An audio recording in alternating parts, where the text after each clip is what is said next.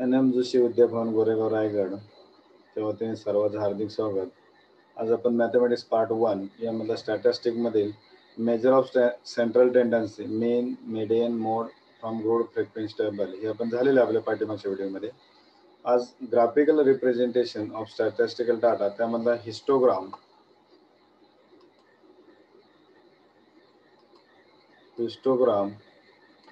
Frequency आणि त्यावरून आपण फ्रिक्वेन्सी पॉलिगॉन हा जो पार्ट आहे तो आज आपण शिकणार आहोत. ओके, यामधलं बघा frequency polygon. The information in the frequency table can be presented in various ways. We have studied a histogram. A frequency polygon is another way of presentation. Let us study two methods of drawing a frequency polygon with the help of histogram and second without help of histogram. First method with the help of histogram. Draw frequency polygon with the help of histogram. Mark the midpoint of upper side of each rectangle in the histogram. Assume that the rectangle of 0 highest exists preceding the first rectangle and marks its midpoint. And similarly, assume a rectangle succeeding the last rectangle, mark its midpoint. Join all the midpoints in order by line segment. The closed figure so obtained is frequency polygon. The closed figure is called as frequency polygon. काय करायचं पहा, जे हिस्टोग्रामचे rectangles आहेत त्याचे midpoint घ्यायचे. दिलेल्या क्लासच्या आधीचा क्लास आणि नंतरच्या क्लासच्या पुढचे क्लास घेऊन त्याची फ्रिक्वेन्सी 0 घ्यायची आणि त्याचा मिडपॉइंट घ्यायचा आणि सर्व मिडपॉइंट आपल्याला स्केलने जोडायचे. जोडल्यानंतर तयार होणारी जी फिगर असेल क्लोज फिगर त्याला फ्रिक्वेन्सी पॉलिगॉन असे म्हणतात. आपण एक्झाम्पल पाहू त्यावरचं बघा. Draw histogram represent information. आता या ठिकाणी हिस्टोग्राम आपण ड्रॉ केलेला आहे. ओके, बघा 8 to 9, 10 to 11, 12 to 13, 14 to 15, 16 to 17 and number of mutual fund 20, 40, 30, 25, 15. आता या ठिकाणी हे जे क्लास आहे ते क्लास कंटिन्यूअस करून घेतले पाहिजेत. म्हणजेच काय करायचे, यातून 0.5 मायनस करा या बाजूला सोपे पद्धत आणि यामध्ये पॉईंट प्लस करा. अप्पर लिमिटमध्ये 0.5 प्लस करा म्हणजे 7.5 to 9.5, 9.5 to 11.5, 11.5 to 13.5, 13.5 to 15.5 आणि 15.5 to 17.5. तर याप्रमाणे वाय ॲक्सिस वरती फ्रिक्वेन्सी घ्यायचे, एक्स ॲक्सिस वरती क्लास घ्यायचे आहेत. Okay, X axis 1 centimetre equal to 2 rupees. इथे एक्स ॲक्सिस वरती 1 सेंटीमीटर इक्वल टू 2 रुपीज घ्यायचे आणि वाय ॲक्सिस वरती 1 सेंटीमीटर इक्वल टू 5 फंड्स आहेत. ओके, हा जो आहे तो क्रिक मार्क आहे. याचा अर्थ की याच्या आधीचे जे रिडिंग असणार आहे त्यामध्ये इन्क्लूड असतील, जे नंबर्स असतील ते सगळ्या रेंज जे असेल त्यामध्ये इन्क्लूड असेल.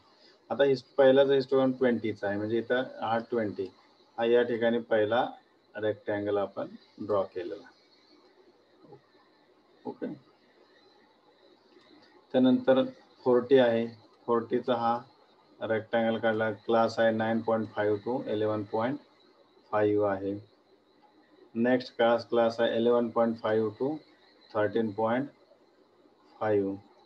देन 13.5 to 15.5 याची फ्रिक्वेन्सी आहे 25 हा क्लास आहे.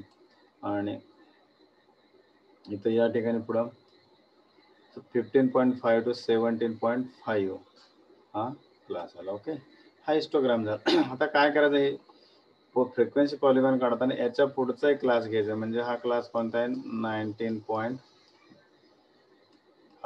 ओके, आणि इकडे येईल 5.5. यांचे फ्रिक्वेन्सी 0 घ्यायचे. याचे मिडपॉइंट फ्रिक्वेन्सी किती घ्यायची आपल्याला 0 घ्यायचे आहे.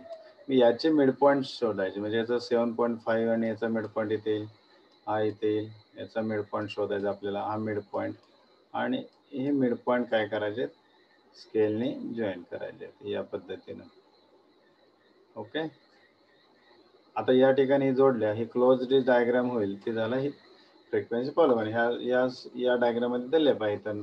आधीच घेतले सरचे मिड पॉईंट जोडले, कनेक्ट केले, काय झालं, हा फ्रिक्वेन्सी पॉलिगॉन तयार झाला. ओके, या पद्धतीने आपल्याला एक्झाम्पल पाहिजे. आता पाहिजे आपण practice set 6.5. Practice set 6.5. Observe the following frequency polygon and write the answer of the question below it. मग हा जो दिलाय स्केल दिलाय तर मग पॉइंट देत क्लास आहे 20 to 30, 30 to 40, 40 to 50, 50 to 60, 60 to 70, 80 to 90, 90 to 100. आणि इकडं 10, 20. आता इथं स्केल आहे व X axis 1 centimetre equal to 2 marks. इथं 2 marks, Y axis 1 centimetre equal to 10 students आहेत. याच्यावरून आपला क्वेश्चन सॉल्व करायचं. बघा काय पहिला काय दिलंय, which class has the maximum number of student. तर कुठल्या क्लासमध्ये मॅक्झिमम नंबर ऑफ स्टुडंट आहेत. हे जे आहे तो पहिला आहे तो मिड पॉईंट आहे. हे जे आहे हा एक्स ॲक्सिसवरचे असणार आहे आणि हा वाय असणार. आता मॅक्झिमम स्टुडंट कुठं आहेत बघा, काय म्हणले, which has the maximum number of students.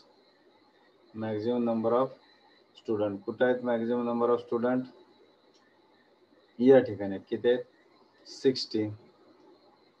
हे जे असणार आहे 60, म्हणजे उत्तर काय, the class 16 to 70 has the maximum number of student. 16 to 70 म्हणजे हा जो आहे याचा मिड पॉईंट जॉईन केला तो असणार आहे. Okay, then next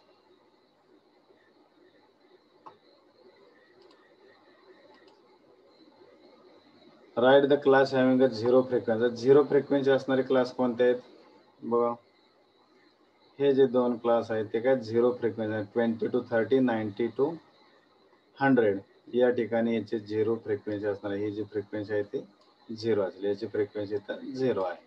okay, next what is the class mark of class having frequency 50 student. तर 50 स्टुडंट असणारे कुठं आहे पाहिजे या ठिकाणी, म्हणजे the class mark of class having a frequency 50 student is 55. याचा जो क्लास मार्क आहे 50 स्टुडंट असणारा, त्याचा जो क्लास मार्क आहे तो किती 55 आहे. म्हणजे हा जो आहे तो या ठिकाणी येईल.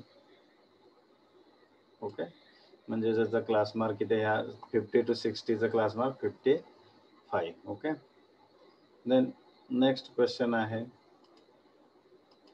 Right the lower and upper class limit of the class whose class mark is 85.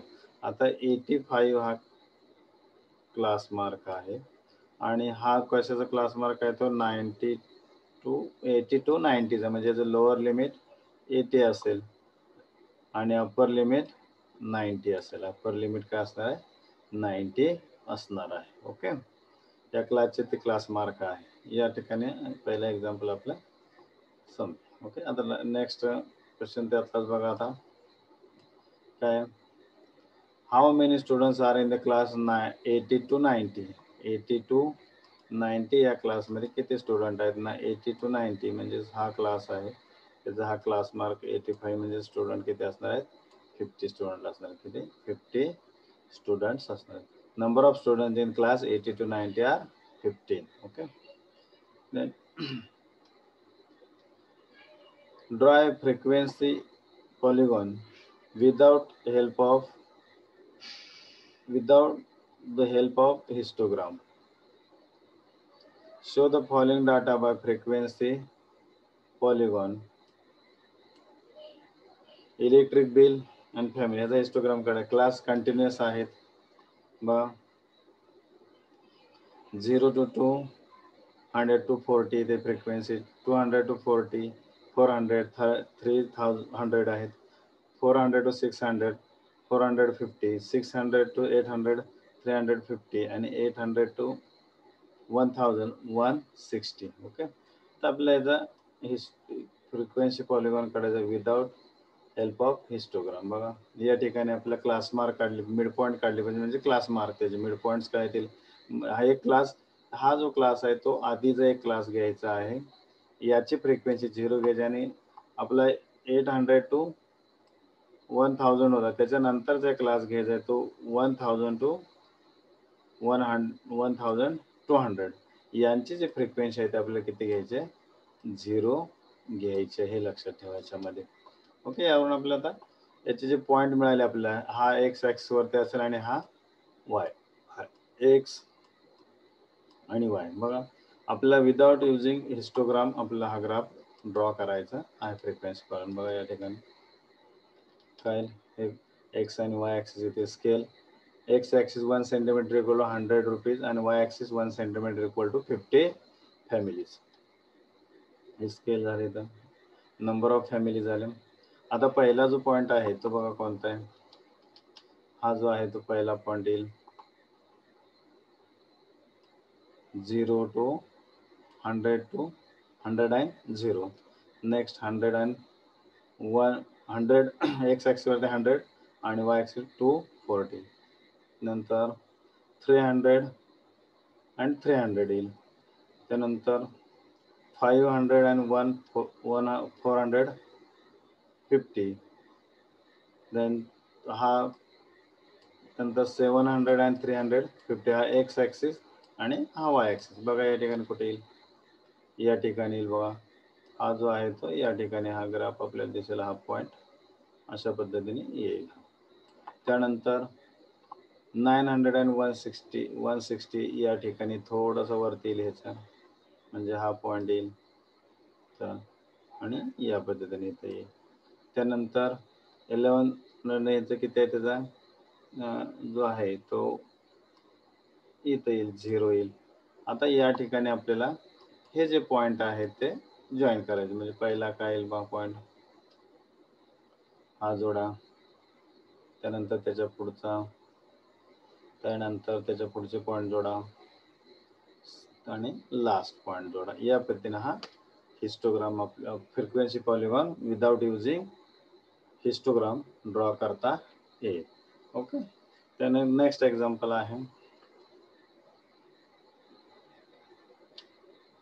Draw frequency polygon without help of histogram. तोच आहे पुढचा. The following table shows the classification of percentage of marks of student and the number of students. Draw the frequency polygon from the table. आता result percentage 30 to 40, number of students 7, 40 to 50 33, 50 to 60 45, 60 to 70 65, 70 to 80 47, and 80 to 90 80, 90 to 105. आता याच्या आधीच एक class आपल्याला घ्यायचा म्हणजे कोणता class घ्यायला लागला 20 to 30 यामध्ये आणि याची फ्रिक्वेन्सी 0 आणि याच्या पुढचा क्लास घ्यावा लागेल आपला 100 to 110 याची फ्रिक्वेन्सी 0. आता यामध्ये आपल्या याचे मिड पॉईंट काढले पाहिजेत. म्हणजे आता बघा या पद्धतीने याचे आपल्याला मिड पॉईंट काढायला लागेल. म्हणजे हा एक क्लास वाढीव आपण घेतलेला आहे, त्याची फ्रिक्वेन्सी 0 आणि इथं खाली शेवटचा 100 and 110 त्याची फ्रिक्वेन्सी 0. मिड पॉईंट काढायचं आपल्याला माहित आहे.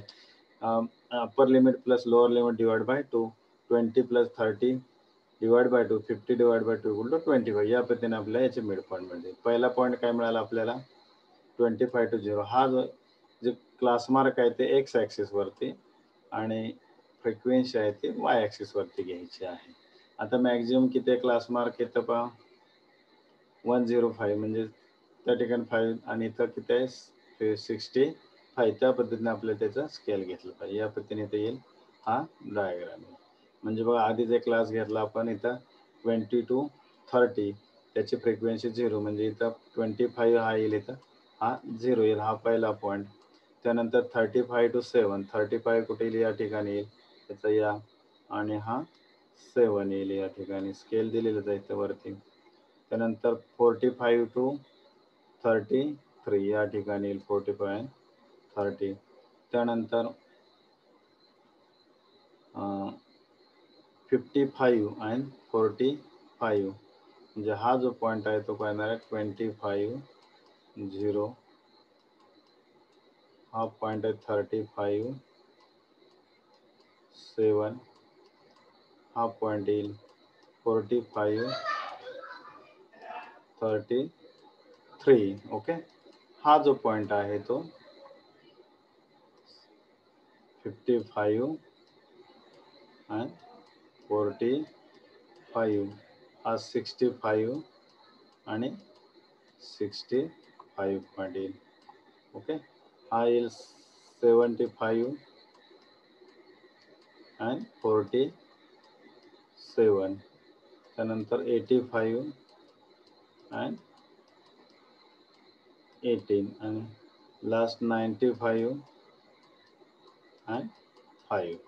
ओके, आणि शेवटचा जो आहे तो हा येईल 105 and 0. ओके, आता हे काय करायचं, आपले हे पॉईंट काय करायचं, कनेक्ट करायचं, स्केलने जोडून घ्यायचे.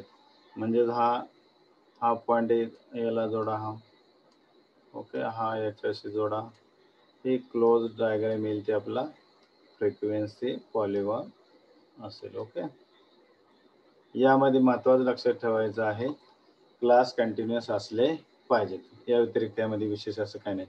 Next exam, reading of pie diagram. The pie diagram in figure 6.3 shows the proportion of different workers in a town. Answer the following questions with the help of. या ठिकाणी दिलेलं आहे, कन्स्ट्रक्शनचा अँगल आहे 72 डिग्री, फूडचा आहे 48 degree, agriculture 24 आहे, इलेक्ट्रिसिटीचा 18 degree आहे, administration and administration 36 आहे, production 90 आणि हॉटेल्स आहे 72 आहे. If the total workers is 10,000, how many them R in the field of construction. आता यामध्ये let us X workers are in the field of construction. Central angle for construction. Workers in the field of construction divided by total number of workers into 360. आता या ठिकाणी central angle कशाचं आपल्याला येतं, total worker दिलेत, आणि X with field in कन्स्ट्रक्शनचा angle दिलं आहे, किती दिलं आहे, कन्स्ट्रक्शनचं 72 दिलेलं आहे. ओके, तर आपल्याला कन्स्ट्रक्शनमध्ये काय माहिती किमती ठेवायच्या. सेंट्रल अँगल फॉर कन्स्ट्रक्शन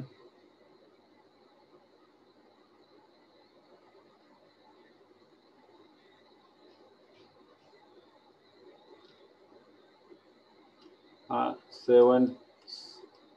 हा जो आहे तो 72 आहे.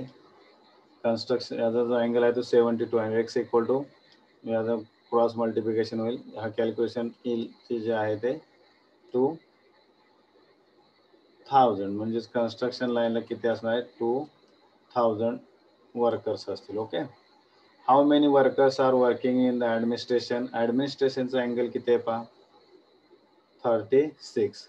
Late Y workers are in the field of administration. Central angle for administration, workers in field of administration divided by total number of workers into 360. Central angle for administration 36. Number of workers in administration Y. Total number of workers 10,000 into 360. Then Y equal to 10,000 in 360 into 36. हे cancel होतील इथं, हा 0 cancel होईल, म्हणजेच number of workers in administration 1000. What is the percentage of worker in production? The central angle for workers in production is given to be 90. हा 90 दिलाय. The percentage of worker in production. Central angle for the workers in the production. The total number of workers into 360. किती येतील पाहिजे, 90 divided by 360 divided by हा cancel होईल, 9 के 9 चौक 36, आणि इथं भागाल वा, इथं काय 4 2 8 4 पंचे 20, म्हणजेच किती 25% वर्कर्स कशामध्ये असणार आहे, त्या आपल्या प्रोडक्शनला असतील. ओके,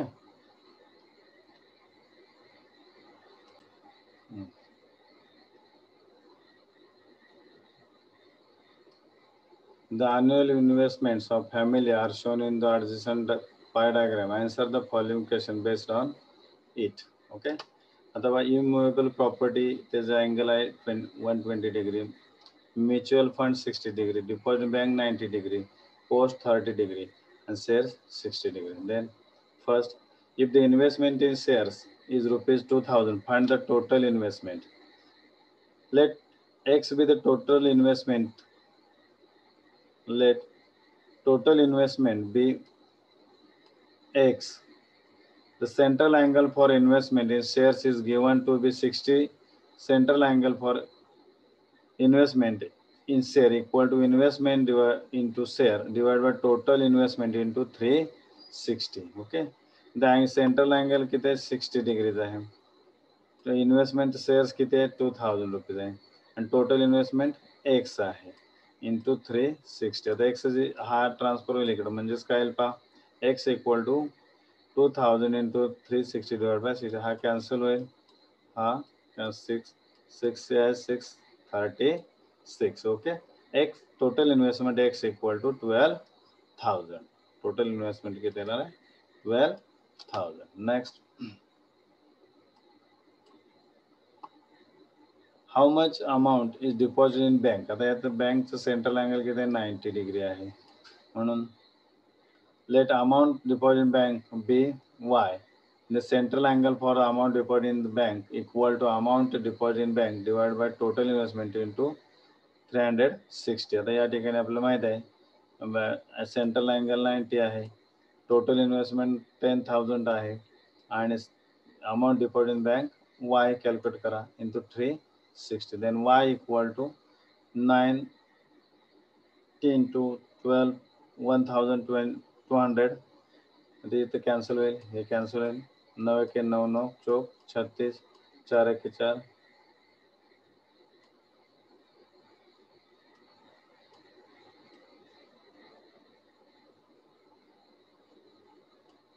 या ठिकाणी हा जो आहे तो 10,000 येईल. ओके.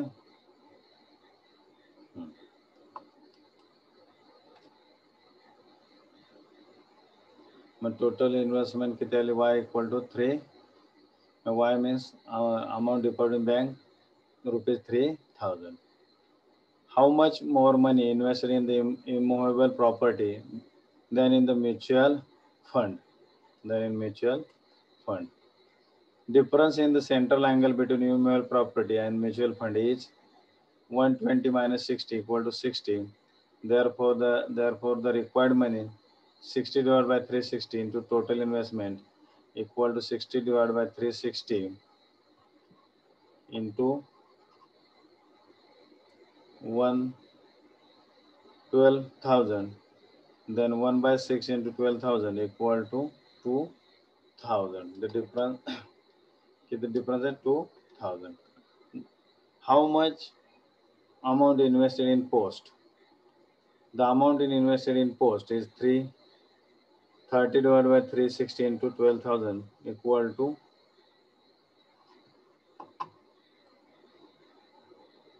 एक cancel होईल 0 0 एक 12 होईल 12 12 cancel होईल 12 12 cancel होईल equal to 1,000. The amount deposited in invested in post 1,000. Okay.